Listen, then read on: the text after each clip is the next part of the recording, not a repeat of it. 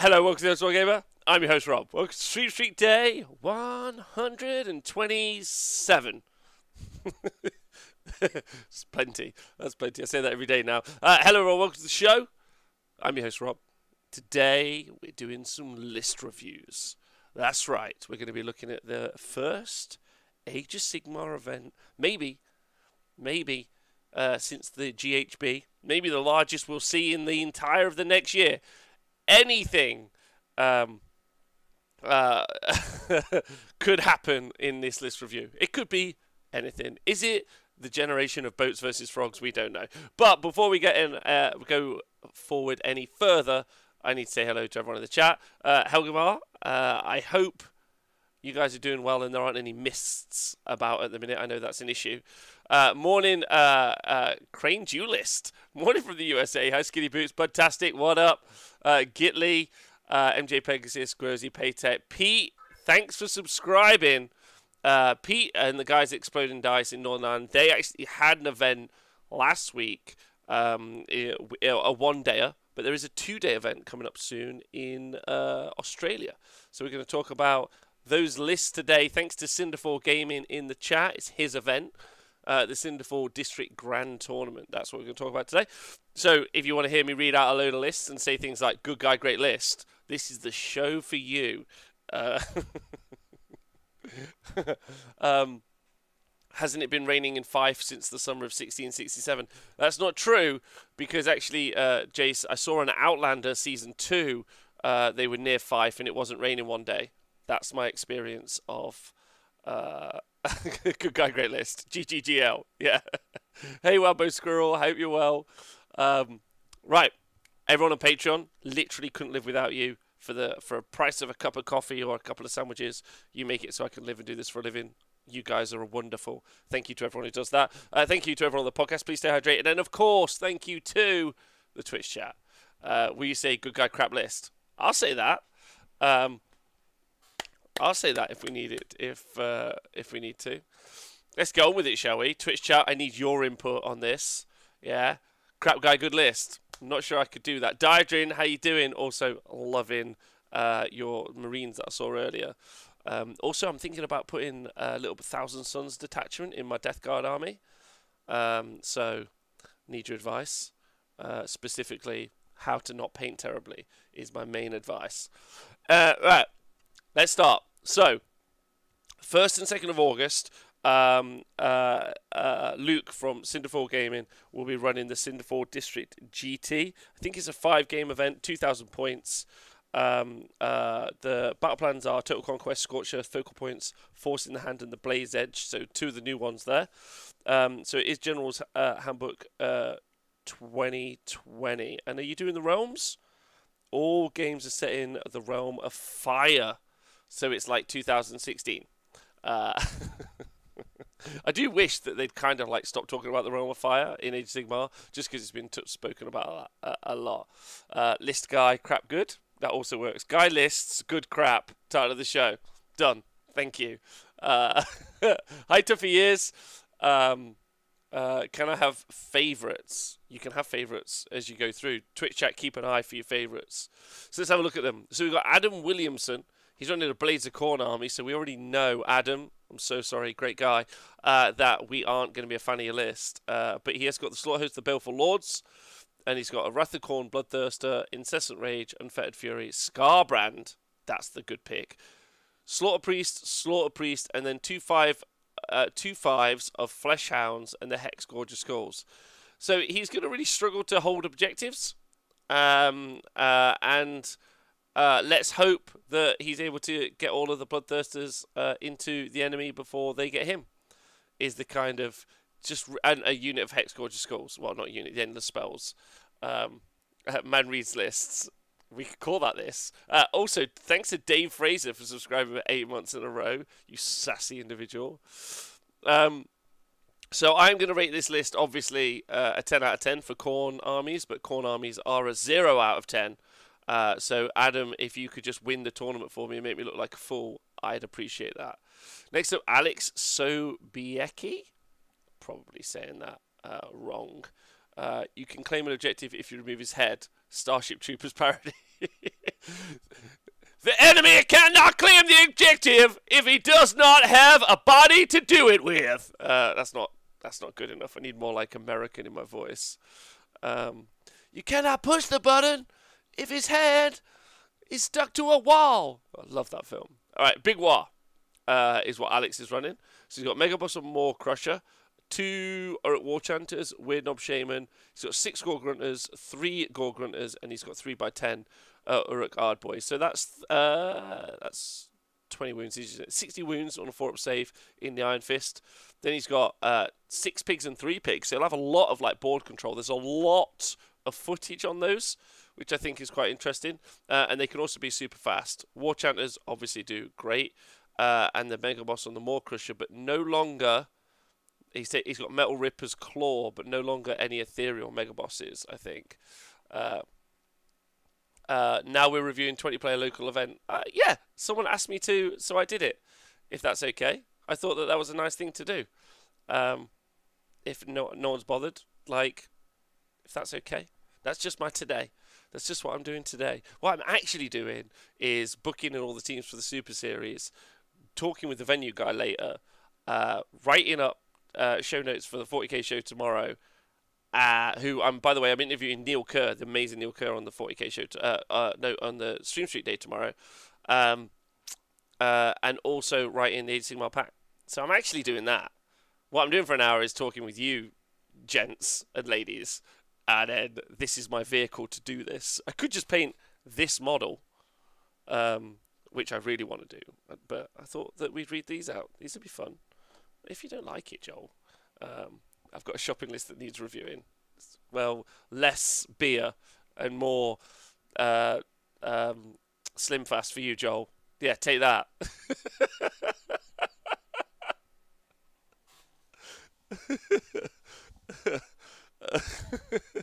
Right, thanks, War Machine. But anyway, get back to the list. Mega Boss and Maw Crusher. It's fine. It's a good list. It's pretty on the nose, standard. It's whether or not he's going to put the Ard Boys in first and the God Grunters in second. It's the real question. Save some time by saying it black and calling it Nazgul Thraka. Yeah, there we go. Look at this guy. He looks great. Gitley, I'm definitely not playing the Super Series. Gitley, I'm going to a 32-player event in Denmark in 2 weeks. Want to review those lists next week? Yes. Oh, because, thanks for the shout out. I need to be reminded of that. There is... It's going to take me a while to find this. Oh, no. There is an event. There's an event coming up, if you guys are interested, in Copenhagen. Also, at the same time that this event is happening, and this is 36 players, yeah, and therefore, Australia, you are worse than Denmark. Copenhagen, which is in Denmark, I think. So, now who's learning? No ball control. Anyway, right, next list. Oh, Joel, you made me really sad. Like, is this boring? Like, a Midvelm. Thanks for subscribing. Right, Alexander Kron, almost won CanCon one year, but unfortunately, yeah, Mr. Tiga, suck it, rest of the world. I like how everyone's like, we've got a massive event this year. It's like, how big is it? 32 people? Woohoo! We're thinking about socially distancing, making it 40 people. We go to a tiny Icelandic event, 16th of August. Yes, I want to see that. I'll be carrying them again. New and improved KO list. Okay, let's talk about it. Alexander Kron. He's got the Engine Master in dirigible suit, the Navigator and the Chemist. He's got 3x10 Arcanaut Company, 3 Engine Riggers and the Thunderers, which are kind of his thing. Then he's got an Ironclad, and he's got the Iron Sky Command, and he's got the Warp Lightning Vortex. So this is pretty much the list that we see at the minute for KO. This isn't the seven frigates list or the 14 gunhauler list. And as stated on my Twitter, it's going to take us a while before we see those 7 frigates painted up by anyone in the community. There's no one that would have been able to have seen that ahead of time, painted them up, or even had them themselves and managed to push the points down enough that that was a viable list. None of that right now. Any of that would be a bit of a disadvantage anyway, if you knew it. So pretty. I mean, he's got to be happy that the Lightning Vortex has come down 80 points. That's fun. Next up. Also great guy, Alexander Cron. Great list. Let's do that. Next up is Andrew Frank Husian. He's got Fire Slayers, which obviously are Hermdar. Wait, not. Is Hermdar the one? Yeah, it is. Runefather, Rune Master, Rune Smiter, an Engine Master with Engine Harness. And he's got 10 Volkites, 20 Hearthguard, 20 Hearthguard. And he's got a frigate as a battalion, as an ally. Cute. And he's got Lords of the Lodge.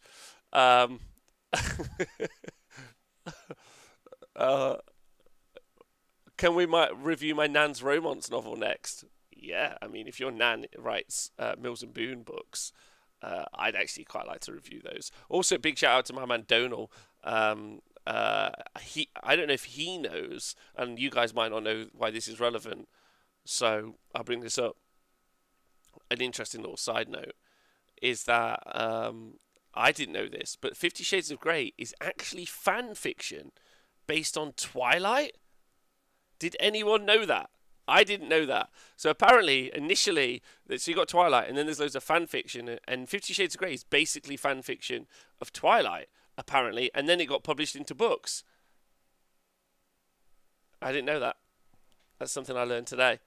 Alexander Cron lost to the Council of Bloodlist in the CanCon final. He did. Yeah, I know he did. But also, hi Papa P, and hope you're well. Wait, did you all know?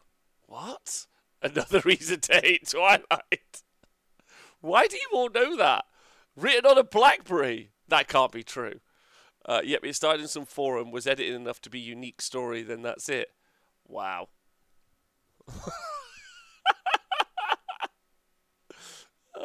It was an old bird. It was already on vampires, and then the mates gave her a shit for believing in vampires. I knew it was slash fic of some sort, but I didn't know it was Twilight.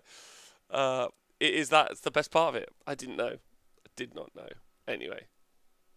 Andrew, well done on doing the Fire Slayer list, but nice little inclusion of a frigate. Love it. Fun. Andreas Nikolai, Slaves to Darkness, hosts the ever chosen 6 Circle from Shimon. He's got Archeon, he's got Slaves to Darkness Demon Prince, which is Khorne, which is a great pick if anyone's played against that. 3x3 Varangard, oh dear. And then 5 Chaos Marauder Horsemen. I mean, what's nice about the Chaos Demon Prince is the ability to like shut units down as they charge in, so they can only roll 1d6. So that's a cool thing, which he's got in there. So hopefully that means those Varangard will get to charge, they get to pile and attack twice. But again, not a lot of bodies holding objectives. Great guy, great list. See, I can do this fairly quick. When will Games Workshop release a unit of armoured babies and a Cavalry unit? Cavalry unit with little Magmatroths. Sam Mallow, thank you very much for subscribing. Loads of love. I'm Mallow, I went into my Zinch online. Sam actually asked a question on Facebook that I might be able to answer if I rattle through these, if you stop giving me shit, Joel. Next up, Ben Macy, Cities of Sigmar from Halahart. He's got a Battle Mage with all of the things that you would expect. Warning Brand, Ignite Weapons. He's got Command Traits, Warden of the Flame. He's got a 3 gold general on a Hurricanum. He's got 40 flagellants, 40 flagellants, 30 free gold crossbowmen, 30 free gold handgunners, 20 Phoenix Guard, and 10 Shadow Warriors. He's got a Soul Screen Bridge. So this is a pretty common build. So what you do is you teleport the bridge over, and then you have your 30 crossbow bowmen. Can't say that. Cold Traps, thanks for subscribing, you angel. Magma Bros, when will they be famous? Never, I think. This is the Cinderfall GT, Papa Bean in August 1st to 2nd, maybe. So what you do in this build is you get the bonuses to cast, you guarantee casting the Soul Screen Bridge, you teleport 30 crossbowmen and 30 handgunners, you shoot them, you also teleport the flagellants, They get to move, and then the 20 Phoenix Guard, and then you charge, and then you win the game. That's basically it. It's a 4-drop. But I feel like you are. Anyway, great guy, great list. Ben Macy. If you play against that and they just take off all your toys with those 60 shots, that's really upsetting. So never fun to play against.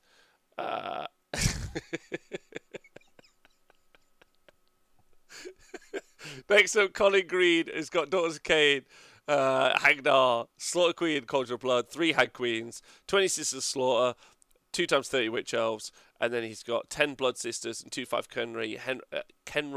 Canary Heartrenders. Pretty standard, plays the way it plays, run into the middle of the board. It's obviously, yes, I mean, it doesn't have Marathi in, actually, which is where he's got all those extra units in. The 10 Blood Sisters, I think, is... the Blood Sisters are the bow ones. What the hell? That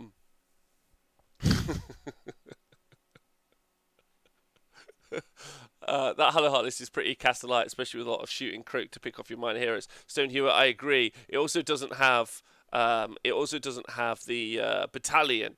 So it isn't actually the 4-drop, it's the 1, 2, 3, 4, 5, 6, 7, 8, 9 drop. So it really can't guarantee that it's going to get to do that. Although the good thing, so Teclis's ability to unbind is obviously really powerful, but he still has to be within 30. Whereas if you come up against something like a Croak who could do it board wide, who is 320 points. Does anyone else have anything to say yet about the 320 point Croak thing? Because obviously I talked about it on the show on Monday, and I'm just going to ask you guys quickly what your thoughts were. Yeah,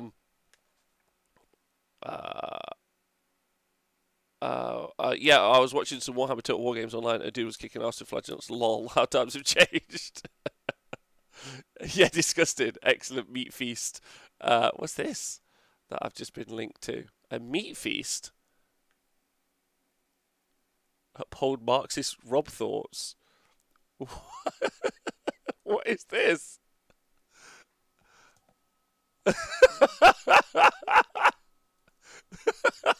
Who's that? iPacker. What is this that you've done? Is this... It's had 154 views. What is this? I'm going to come back to this later. Am I being trolled? I'm into it. Not me. Oh, amazing. Hold on. So I've been clipped. Hold on. I'm going to watch a video of myself. Oh, you guys can see it on the screen. Okay, here we go. What are your 10 favourite conservative party leaders? All of the dead ones.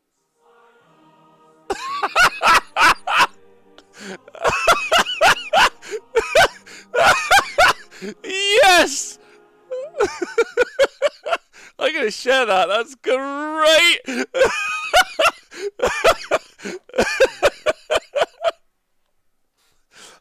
This is a joke. I'm a fan of the old Wargamer and thought the edit would be funny.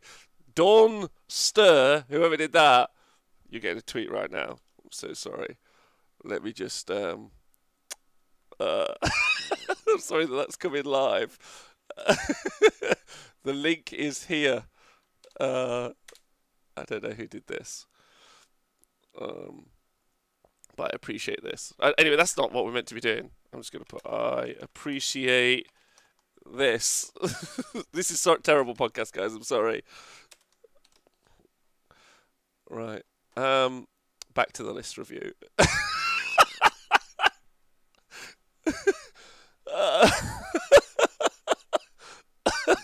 Anyway. Oh, dear. Good. The Daughters of Cain list is Colin is brilliant. But no Marathi is actually kind of cool.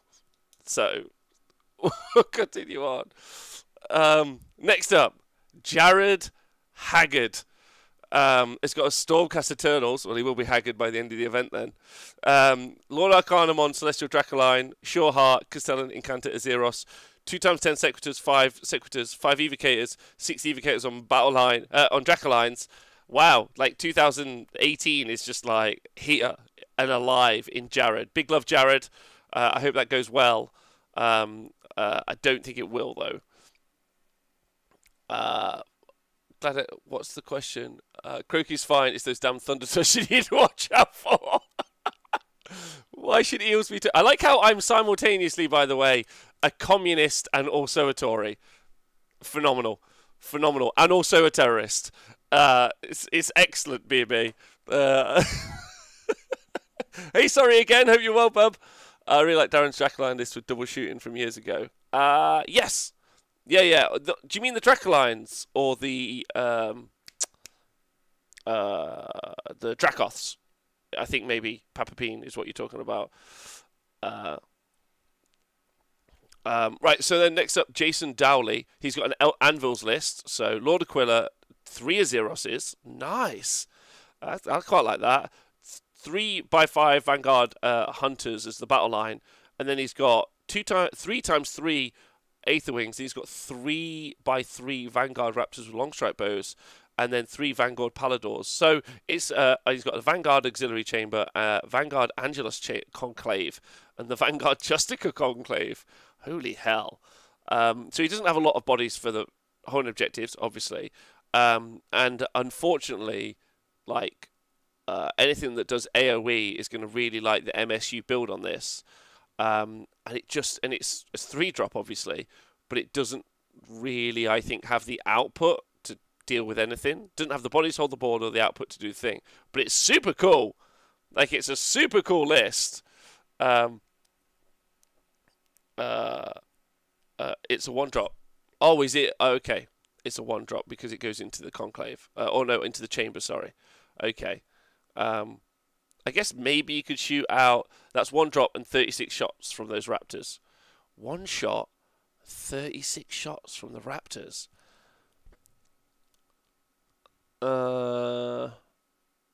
Okay. It can't punch its way out of a wet paper bag.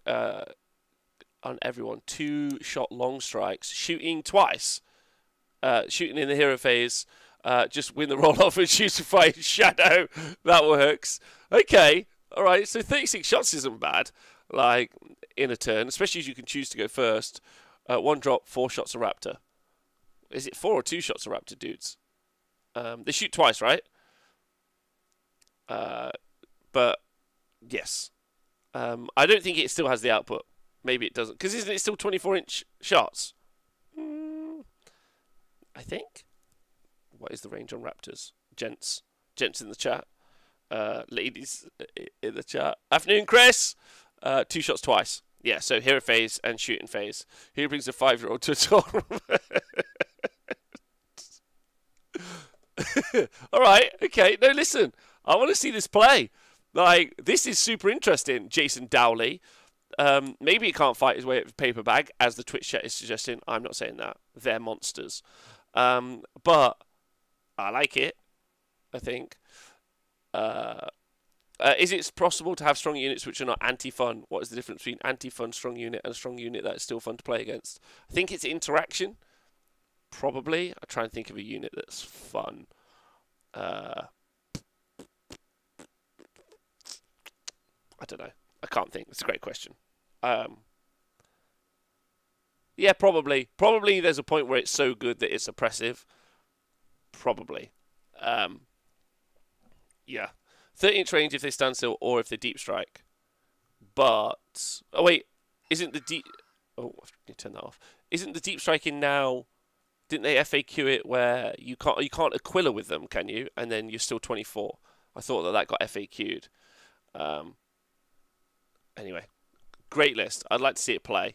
But you guys seem interested in that one as well. Is this one doing the rounds? Is this like a Stormcast thing? Should I be looking at this?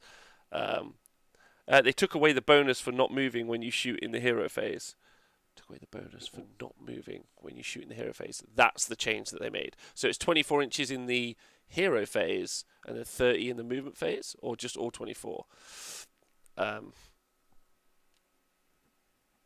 Okay. All right. Okay, sweet. Okay, so 30 inches. 36 shots, 30 inches. It's quite good. 24 hero, 30 in shooting. Wow. That is complex. Okay. So next up, Jason Tippin has got a Nighthaunt. list, and he's got Dreadblade Harrow, Guardian Souls with Nightmare Lantern, and a 2 Banshee. He's got 2x20 Chainrasp Horde, 2x5 Hex Wraiths. He's got 10 Dreadscythe Harridans ×2, and 2x4 Mimrian Banshees. And he's also got the Black Coach, and he's got the Chain Guard, the Shrieker Host, and the Death Riders Battalion. And he's also got the Horrorgas. What is this? Triple battalion, followed by a triple battalion list. That's fun. Does anyone know how Nullification Terrain interacts with stuff like Everblaze, Comet, and a spell? If I cast a Comet near the terrain, will it deal the damage for being dispelled? Yes. It lands, it does the effect, and then it's dispelled. Shootcast will be coming back strong. Ulfaling, you're all believing that this Shootcast list is a 1. Oh my god. Okay, Jason Dowley. I want to know how you get on with this list. Jason. Has anyone seen anyone play this in 2020 in the new missions? Be very excited. He could take, if only he could take an ethereal amulet. If only. Yeah, I like this list. It's, you know, it's Nighthaunt, so if he makes the charges, he does okay. The 2 units of Hex Wraiths and the Black Coach can hold stuff up and potentially also hold on objectives. The Black Coach is going to be able to bring some Hex Wraiths back as well. It's probably the ones he's most likely to bring back. He's got Banshees. Also, Mimrian Banshees have got to like have a shout out now for their ability to like stop spells. That's the thing, and has been for a while. Obviously, just bringing it up. Okay, I really like this list. Jason Tipping, congratulations. Next up is Chris Becker with his Gloomspike Glitz. Okay, thanks CBD. So apparently there's a few people playing Tabletop Simulator with that list. Point changes was cray. Ah, wow. Okay, so a lot of people for Stormcast. Good guy, great list. I'm writing it down. Stormcast list. I'm going to go into that a little bit more. Deep dive that Stormcast list later. And I'll post it up on the Honest Wargamer website. Chris Becker, Gloomspike Gits, Loon Boss on Mangler Squig, Loon Boss on Mangler Squig, Loon Boss on Giant Cave Squig, Fungal Cave Shaman, 2x5 Squig Hoppers, 2x6 Squig Herd, 10 Boing Grots, and 6 Sneaky Snufflers. And he's got the Mangler, and he's got a Mangler Squig as well. He's got Squig Rider Stampede, and he's got Squiglanch, and he's got the Soul Snare Shackles. So Chris Becker, great guy.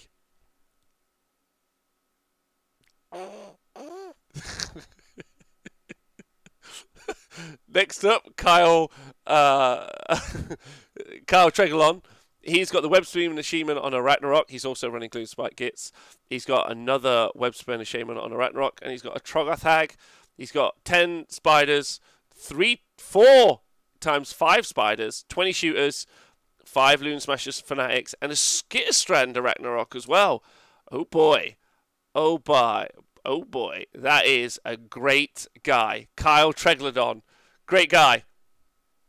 Also, great guy. Genix, 3 Manglers is interesting, do you think? I don't see that. I don't see that at all. You can't trade off. They don't survive. They don't survive enough. They should do more output, I think, the Manglers. And they should survive better. They're not. It's not for me. Take the old Shootcast list and then you add 300 points of whatever you want.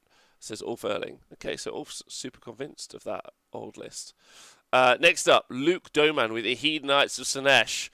The lack of list comment is the most savage list comment of all. I like spiders. It's just they're going to run away. That 10 Spider Rider unit's going to run away. He's got nothing to hold objectives. That's all I've got. It look awesome, though. So, Hedonites of Sinesh. Lurid Haze Invaders. So, Be'lakor, obviously the best pick. 2020. Best pick 2020 all day. Croak, maybe don't cast some spells. Archeon, maybe don't move. Dingash, maybe don't cast some spells or move. Teclis, maybe don't cast some spells. So, Be'lakor, 2020, that's the one. 20 Spider Riders is the same cost as 20 Hearthguard. Let's all stop and appreciate that. Let's do it. Let's do it. Or maybe 20 Spider Riders is the same points cost as 20 Hearthguard Berserkers. Any of that works. I think I've is that the right sounds? I can't hear them.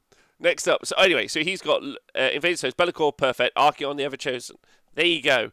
Like, Archeon in Slaanesh is great.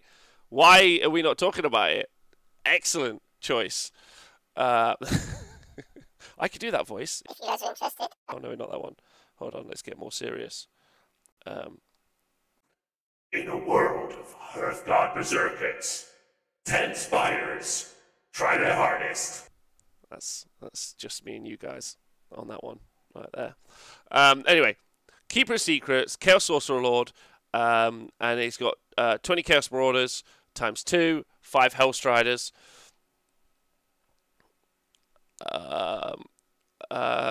Extra command point. Oh wait, hold on.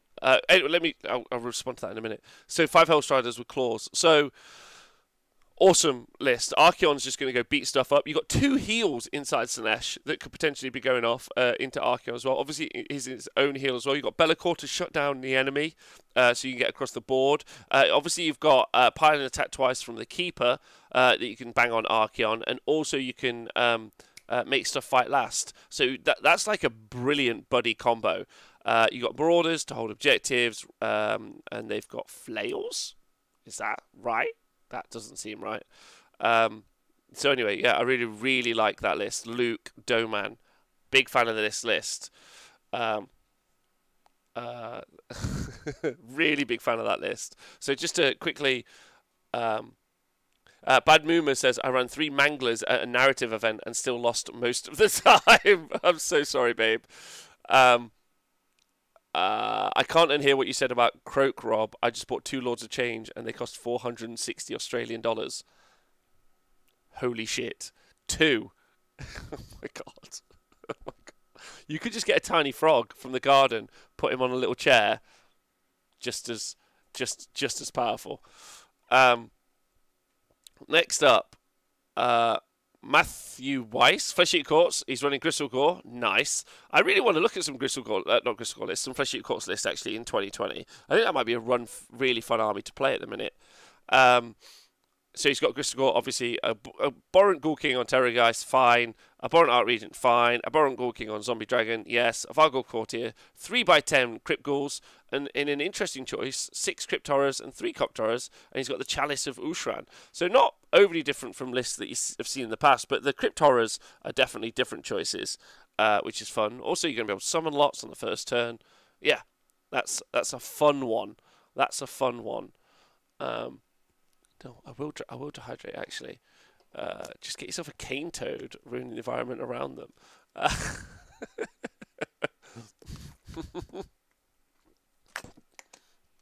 Oh, there's a question in the chat from Creatigator. For a long time, 40k had ITC for tournament missions rules. Does AOS have something similar? And if so, what it's called? Creatigator, we actually just use the GHB missions. They're pretty good. We don't do anything else other than that. So we do GHB missions, and there are new things called auxiliaries. We're all gonna try them out at the minute, but none of us is 100% certain if they're actually great or not. So the auxiliaries, that is, and they're a bit random for pickup missions. But then ITC secondaries are a bit random for pickup games as well. So yeah, just get the GHB or don't get it. Whatever. Michael Bevan, Ogre Moor Tribes. So he's got the Boulderhead Moor Tribe. Nice. Frostlord and Stonehorn. Nice. Frostlord on Thundertusk. Okay. But with the Alfgar rune tokens. He's got 2 Mournfang. He's got 2 times 2 Stonehorn Beast Riders. He's got 20 Noblars. And he's got 2 Scrap Launchers. And he's got the Junk Mob. Junk Mob. Oh, yeah. I'm into this list. I actually think the Scrap Launchers are better maybe than we give them credit for. And they do, like, also they got an extra attack now. Oh, is this Doom and Darkness? Oh, yeah, Michael. Okay. I didn't know his last name. The scrap launchers are actually better than, and they also mean that like they could be doing some damage at range. So while the Frostlord rams in and beats something up, like they could be picking out those units at the back, which is quite tasty. Quite tasty. It's a poor man's ethereal Stonehorn. Oh, Creatorgate, thanks for subscribing. Appreciate that loads. Realms do nothing, there's no in between, and that makes them interesting. Okay, you guys talk about the realms. Anyway, I really like this. Also, go and check out Doom and Darkness's YouTube channel, where he will have talked about this in detail, I imagine, and talked about it better than I could. But I like scrap launchers, is what I'm trying to say. Michael Wood with the Blade of Corn. He has got, so obviously, 10 out of 10 guy, 0 out of 10 army. Scarbrand, Slaughter Priest, Bloodthirster of Incessant Rage, Bloodthirster of Unfettered Fury, Bloodsecrator, and he's got 3x5 Flesh Hounds, 20 Bloodletters, and he's got the Tyrants of Blood, he's got the Hexgorgeous Skulls, and he's got the Wrath Axe. So, I mean, I really never know what to say about this list when I see it every time. It's not every time, but it's cool. I like Scarbrand in there. Okay, there you go. Great guy, great list. Nice guy, nice list. Thanks for coming. Nick Palmer's Sylvaneth, brave. He has got he's Harvest Boon. He's got a Lariel, should be 0 points.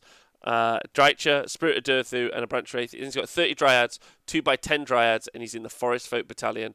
And he's got the Bellwind Vortex, the Spite Swarm, a Hive. So he's looking to do mortal wounds, obviously, is kind of the plan. He's got Drycha in there as well. It's really a Spirit of Durthu. So maybe he's got the output, but he has to get to the places. Great guy. Come on, Sylvaneth. Yeah. Oh, okay. According to Joel, Nick Palmerose is a gun with the Sylvaneth. All right. Okay, so it'll be very interesting to see if he gets shut down. Like, there isn't a lot of shooting. There's plenty of combat in the game as well. Well, in these lists. So, like, he wants to fight the Khorne lists. He doesn't even mind finding the More Tribes list. Doesn't mind fighting the Flesh Eater Courts list. I mean, probably loses that, but doesn't mind it, I guess. 2 croaks. Hilarious is 2 croaks. Can we also, by the way, review units in the future as a group, just based on how many croaks they're worth? I feel that'd be good. So yeah, currently against the stuff that I've seen, he's like, there's not like massive. I mean, the Stormcast, not the shooting Stormcast, but the fighting Stormcast. You could play against that. So there's some real options there. So it's nice that the field's a little bit smaller, and also you can play against all of the Gits lists because, you know, great guy, great list. Sylvaneth is on the website. I want to send this. We can send it to you, Hooker Pin, or Cinderful Gaming, who's in the chat, can send it to you right now, if that helps you out.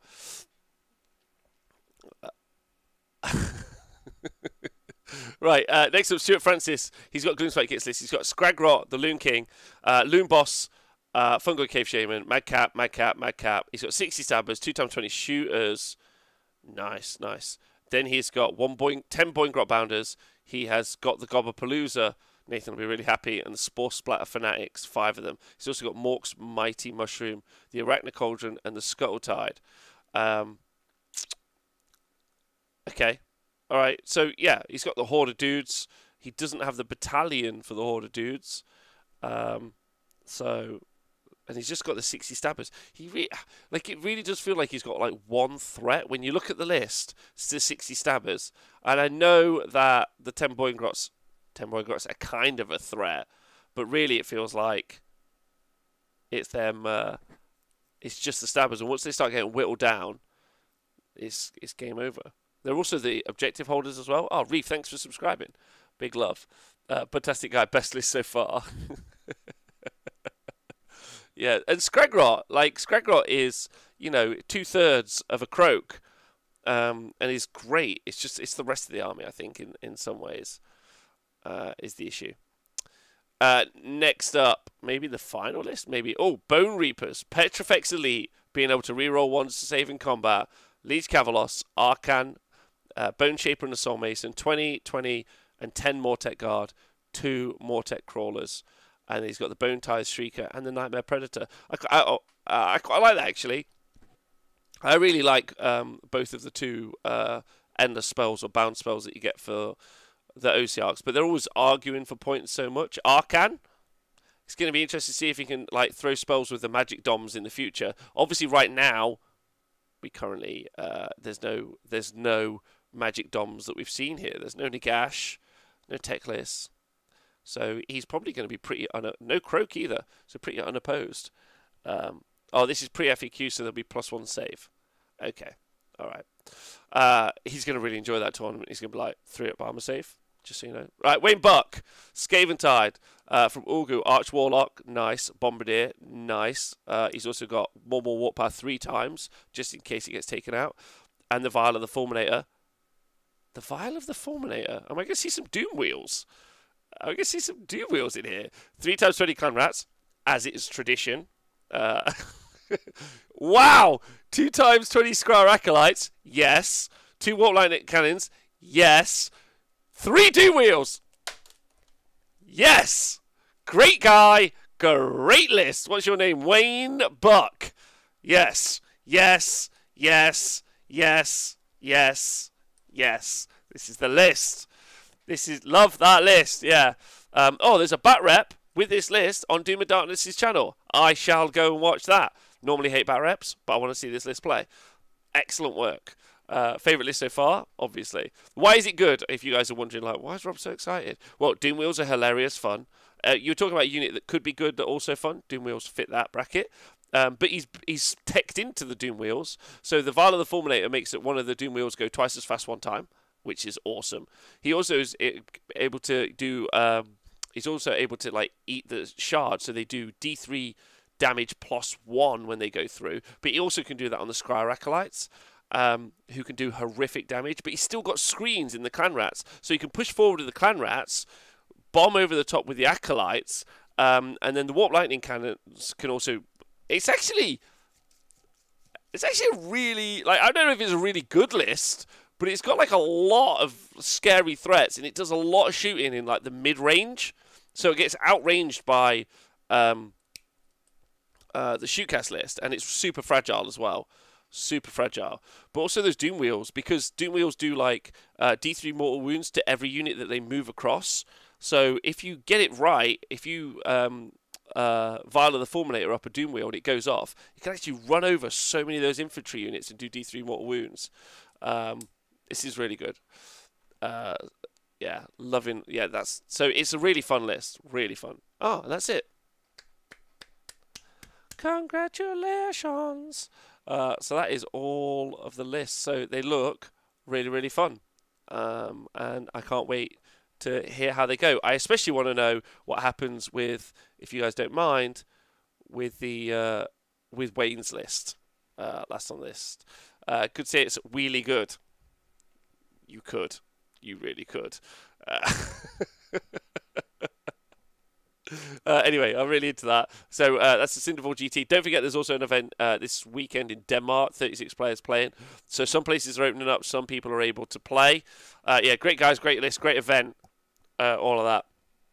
So to round off the show, I was asked a question, and thankfully, because it's not a question I think that's going to last very long, but a question on Facebook which I can answer, which I think is a fun one, which is, with 9th edition out now, pretty much, for 40k, what changes are in 9th edition that I'd like to see integrated into Age of Sigmar? And I guess the question is open to you guys as well, so leave some comments below on what you'd like to see if you're watching on YouTube, and if you're listening on the podcast or you're listening on Twitch, obviously just let me know now, and if you listen to the podcast, let us know on Twitter or something.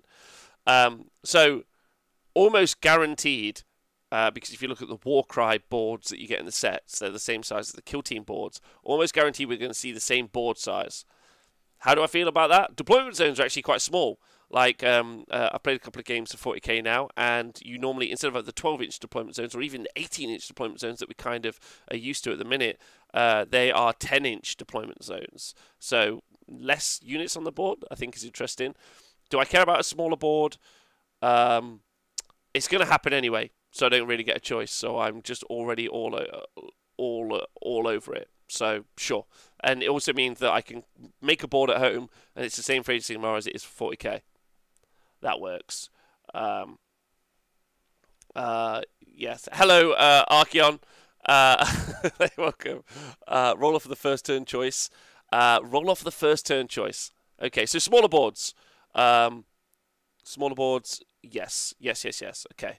Smaller boards, I don't think anyone's got an issue with, but almost guaranteed we're going to have the same board sizes. But they'll cowardly say minimum. The interesting thing about Age of Sigmar compared to 40k is we don't have as many... I was going to be a bit strong in my phrasing then. We don't have quite as many people supporting the decisions carte blanche. They don't generally tend to be... there aren't tons of content creators who are just going to be like, well, actually, as a minimum, so we're all going to do the minimum size. Which is what happened for 40k. But I reckon as a group, we could just nut up and just be like, fine, fair enough. We're all adults, just cool. And it's quite nice. I played with it yesterday. Gives you a little bit more space. Maybe it's a bit cluttered. Maybe it's a bit more mash in the middle. Okay. It always has less. Yeah, there you go. That's the one.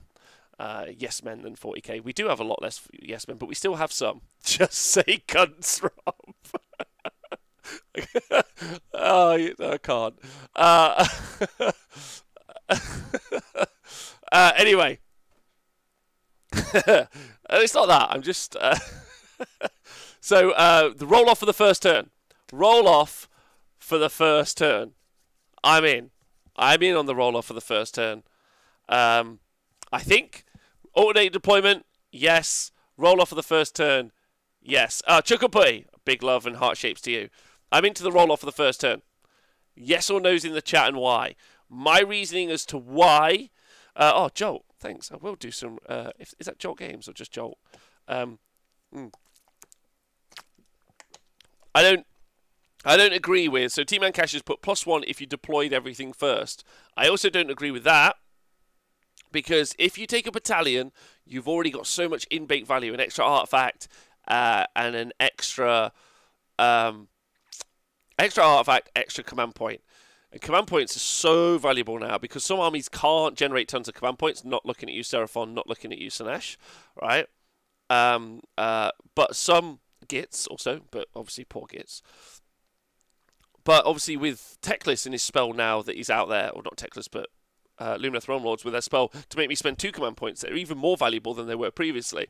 I actually think that there should be some potential negatives for taking a battalion. You previously bought battalions mainly to lower your drops with a choice to go first or second. I wouldn't mind seeing that you have to deploy all your units in a battalion. If you're not sure, current rules are you deploy some of your units in the battalion up until the point where you'd want to drop the whole thing. I think that's like, I think you should be stymied for like taking the battalion because it gives you like all the rubbish battalions you don't take anyway.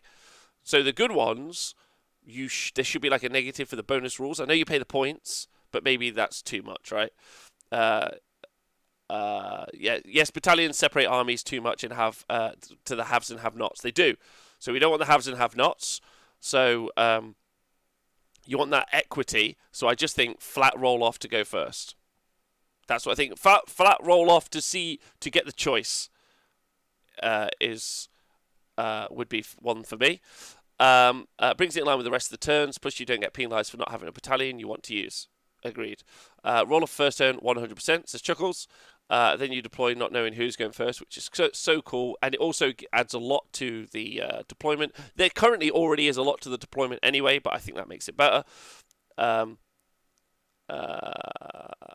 Battalions should all drop at once, says Gitley, and I also agree with that. We're on the same page. I'm not looking forward to facing with my DOK. You'll be fine. Don't worry, Hook and Pin. You'll be fine. Roll off after deployment would be ideal. There we go. All right, so we're all in on that. So roll off. Thumb up from me if you have a different opinion. And I would put battalions all down at once as well. That would also be another thing that I put. The other things that we've seen, now this is going to be maybe the controversial one, I guess, is unit coherency. So in 40k, unit coherency is quite not quite complicated. Basically, you have to have one model within 2 inches of two other models. No, within 1 inch of two other models. No, it's 2 inches, I think, of two other models, right? So that really means that you can't string stuff out as we would normally see, where you just have like a 10 of single line conga line units. You would at least have to do it in lines of 2. And yeah, it's 2 inches if you have more than 6 in the unit. And 2 inches for 40k with 2-inch ranks, 6 models for sure. And so my answer to this is, so if you're not getting it, I'll re-explain again because I wasn't very clear. I was just reading stuff out. I'm sorry. Basically, if you've got 6 or more models in 40k at the moment, you have to have each one of the units inside it has to be within 2 inches. Each models inside a unit has to be within 2 inches of another model. Of 2 other models, in order to keep coherency. If you don't, you have to remove models until that's down. So that's a huge negative. So Simple Gaming, I hate coherency rules. I think that we have already started to see indications of this with something like the Shining Company that we see for Lumineth Realm Lords. They all have to be in base to base to be able to achieve a thing. I like it, I think. I haven't played with it enough, and this is someone who runs 90 Orc Boys, so those 30s. So I ran 30 Orc Boys the other day. I did a charge, and I couldn't sneak as many attacks in or around as much as possible, so it meant deep striking was worse because I had to that big brick of 30 guys wasn't as tactile in deployment. And where this is quite important, I think, is that when we look at the game as a whole, generally those horde units are instinctively better anyway because they're more bodies and they hold on an objective. The game would also play more like a rank and file game. I never really quite understood what people meant by that. They're like, rank and file, and I'm like, you stick them in a 3x10 if you want to move them forward in a line. Your choice, bud. I guess you've never seen a skirmish line from an actual war, but sure. Everyone reckons it's just like sharp, where they just walk in a line like British line infantry. What's Joel saying? Make teleport and deep strike count as a move like 40k. I will come back to that, but also high five, and we also agree with that. So yes, definitely agree with that. But the coherency rule, I am into it. I think that would work quite nicely. I think you would have the less string out options. It makes deep strike both stronger and weaker at the same time. It makes single monsters better because they might be able to get through gaps in lines better. It makes crappy chaff units more useful. No, not more useful. It makes them less useful for their ability to just kind of do a really big string out. Which therefore makes elite units a little bit better, because if you've got to have a small frontage anyway, then you can have a small frontage of good dudes. I think is the idea. I know it's a game of extraction, but it doesn't feel like a war to string out in a non-horizontal line. Yeah, MJ Pixies, I hear that feedback, but actually when the 40k stuff was doing the rounds, there's some pretty good actual real-world versions of picket lines. Literally what that skirmish lines are, that thing as well. If you look at things like the trenches in World War One as an example, obviously huge lines of fortifications. They weren't deep because of artillery, they strung out because of artillery. Stringing out around objective or an important unit is what would happen. Yeah, I mean, you could I've not I have not read enough military books, and maybe that's something I'll do, like Mark Corrigan. But what's also at Trafalgar when they would do the pike squares against cavalry charges and things like that, I think that there are good examples in history of weird shaped stuff. Very much like we saw with the Lumineth Realm Lords, where they obviously fight foot to foot like a phalanx would, very much 3 foot spit, well, not whatever they were, big phalanxes would from way back in the day, like the Greek times. I don't think Alexander the Great, they were the first phalanx dudes, I think. trenches were dog-legged for a reason. There you go. Stringing out around an objective. I want damage not to carry on between models. Ooh. Ooh. Okay. Hoplites. Thanks, Sam Mallow. Big love. So, coherency. I'm in. I think. I would have to, like, put some stuff out. I might even try and play a game with it. Next time I play some Age of Sigmar, I might just play a game with it and just see. I could also play Mark Wildman to make that sentence make sense. So, damage not carrying on between models nerfs monsters even more. Please no. Okay, I think I also agree with that. Next one. Deep striking. Make teleport and deep strike count as a move like 40k. Yes. Obviously. You deep strike or you teleport, it counts as a move like 40k. Correct. I honestly don't think there should be any situation where you deep strike outside of 9 and you get maybe +1, but I hate like +3 to charge, or I can move an extra d6. It feels weird. And also, Helgamar wants me to shout out that Animosity 2 starts today, which is the worldwide narrative event. You guys might want to check it out. I think I want damage to carry over. So I mean that in 40k that does happen, where damage doesn't carry over. But I like damage carrying over. I think it makes sense. A monster goes into 30 dudes. He's only got 7 attacks. He only kills 7 dudes. Doesn't make any sense. But like, you know, he swings his mighty tail and takes out 5 dudes. Really into that. I think that makes sense. So what would Deep Strike Teleport count as movement solve besides setup rules? It would solve those situations where units that get bonuses for having not moved don't get it. And also, like I've said, things where you can have some additional movements after because it counts as a setup is a thing. I wouldn't mind damage. Should they add a GHB universal rule to summoning, like standard set of rules, like you can't move after, etc.? Definitely. Oh my god, definitely. Summoning. I mean, summoning is unique to Age of Sigmar, right? Like, but you shouldn't be able to move after summoning. Never in 1,000 years. That's fine. Damn you, guys, bit hard, and even added the wounds not carrying over is one of the worst parts of 40k. Too much rolling. Wounds carrying over in 40k, I feel like it makes sense in 40k because, I mean, it really impacts the monsters that they have in 40k, but you don't have a lot of monsters, and they've done a really good thing in 40k where, like, let's take Mortarion as an example as a monster. He's got 2 modes on his melee attack. So he's got, like, I'm smashing a vehicle, I do, like, d6 damage, and I've got 6 attacks, and I'm, like, super strong. But if I'm fighting dudes, I get 3 attacks per 1 attack on my base profile, so I end up with 18 attacks. So they did a really good thing in designing monsters in 40k so that it kind of works around it, in my opinion. Okay, so we're just talking about new 40k stuff though and what they've included. So coherency, yes. Smaller boards, yes. Deep strike counts as move in, yes. Roll off of the first turn, big yes, big yes. Terrain. Let's talk about terrain for a second. Keyword terrain. I'm not talking about the mystical effect. Keyword the terrain. Everyone is talking about modifier caps. Also, just big yes. Just +1 to hit or -1 to hit. Done. Easy peasy. But terrain is a big thing that they've changed up, and I really would like them to look at Age of Sigmar terrain. I think the way that they've tried to deal with it over the past few years, specifically things like shooting, is they've been like, well, you've got the terrain features, so if you just use one of the realms, if you use one of the realms that just messes up shooting, then that's the way to deal with shooting, so you can balance out the meta.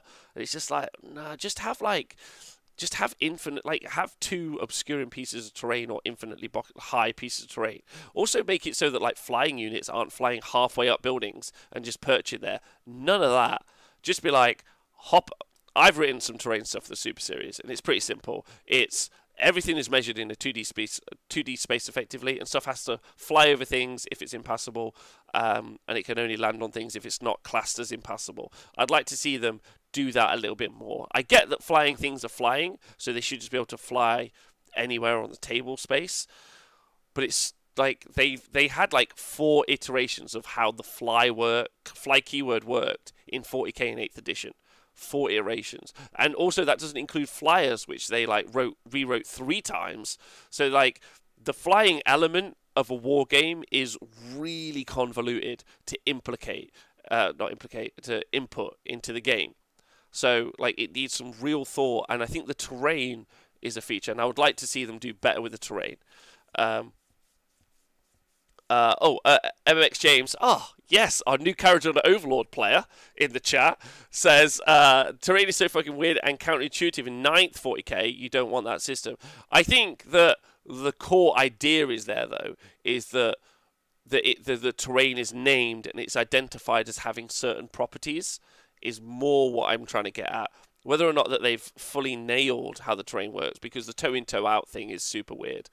I will agree with that. Yeah, trying to imagine a scene from Lord of the Rings where Sauron swinging his huge mace and only human flying elf into the air because the damage doesn't carry over. Yeah, okay. Hey, Paint Splatter Fanatic, hi together. Glad to catch up on the stream finally. Oh, thanks, man. In OS, can't chariots run halfway up a terrain piece? They can. And I think that's weird and also counterintuitive to like the immersion, right? As soon as some guy takes a chariot, puts it halfway up a building, and he's like, he's there. I'm like, that's not cool. The new morale check change. Interesting one.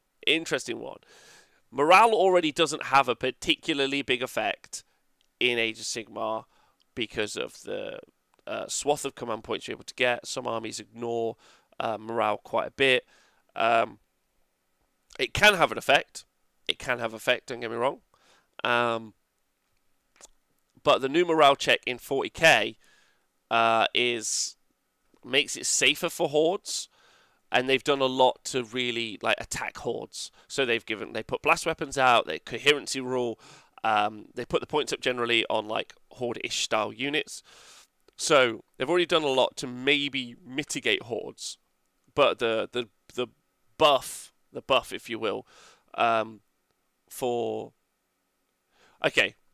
if they took out Inspiring Presence and all of the ignore morale rules, I would like them to port over the 40k way of doing morale, which is, the new version is, you take a battle shot test or a morale check like you do normally, yeah? If you fail, 1 model runs away. Then you take however many are left in the unit and you roll that many dice. Any 1s and they run away. If the unit is under half strength, any 1s and 2s and that unit runs away.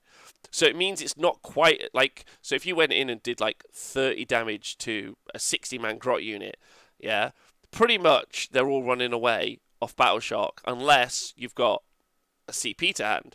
But in this scenario, 1 would run away, then you roll 29 dice and a third of them would run away, but you'd still have some of the unit. And I feel that's a little bit more friendly to hordes, but right now I don't think hordes or even big units necessarily need that. So I'd get rid of Inspiring Presence. Who's going to score? Your opponent gets to move if your unit, if you fail a battle shot test. Oh, that's an interesting choice. I think terrain being more abstract makes sense. True line sight makes it much easier for the game system due to modeling hobby choices. Yeah, okay. The other thing I think I'd like to see, and again, I don't think they've done it overly well in 40k yet, but I'd like to see secondaries like we have in 40k ported into Age of Sigmar. It's a lot more bookkeeping, which is a negative. Yeah, I'm already going to state that.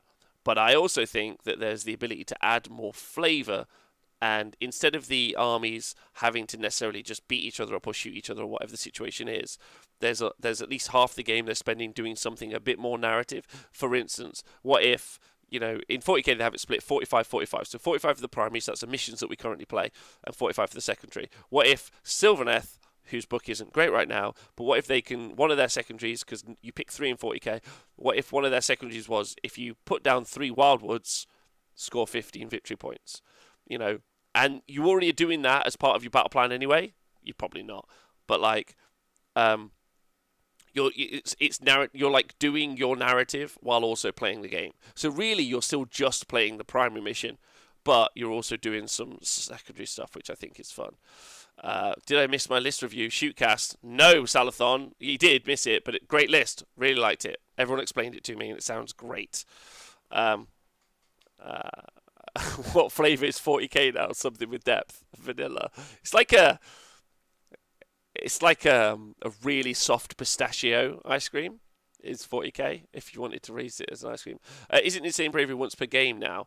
That couldn't fix bravery not being a thing in AOS. Oh, okay. Potentially just have inspiring presence once per game. Yeah, so I think get rid of inspiring presence and start phasing out ignore morale from all the new books over the next 2 years, and units will become much more valuable. I think that'll be really interesting. It's Rocky Road.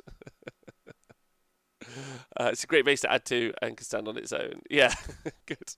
All right, so I think that's all of the 40k changes that we've seen that I'd like to see maybe in Age of Sigmar in the future. I'd say. Because it's nuts. It definitely is. Yeah. It's played by weirdos. Those are all the changes currently that I think I'd like to see. But if you don't agree, I'd obviously like to hear your thoughts below and as to why. There'll be opinions left, right, and centre. I think I've given fairly good justifications for all the reasons why. But some of you might not think that, so we'll see. Anyway, it's been a pleasure talking to you guys today. Thank you very much. Twitch chat. Look at these guys here. Look at these names. These people just living their best lives. So you're saying 40k is better than AOS? No, I'm saying that 40k is now as good as AOS. And we can make AOS even better. There you go. Take that one to the bank. But it's been a pleasure talking to you all. Patreon guys, thank you. Anyway, thank you so much. Podcast guys, stay hydrated, stay well.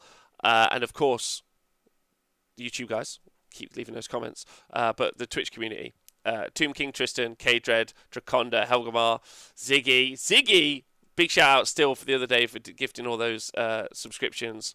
You're great.